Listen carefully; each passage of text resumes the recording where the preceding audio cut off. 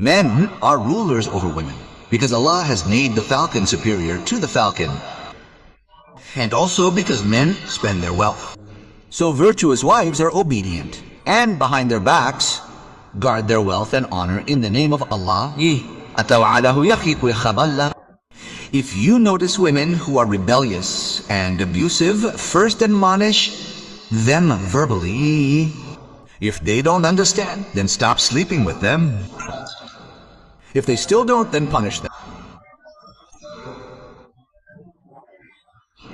Then do not look for any excuse to punish them. Indeed, Allah is exalted and great. And if you know that there is discord between a husband and wife, then appoint a judge from the man's family and a judge from the woman's family. If they are willing to reconcile, Allah will bring about reconciliation between them. There is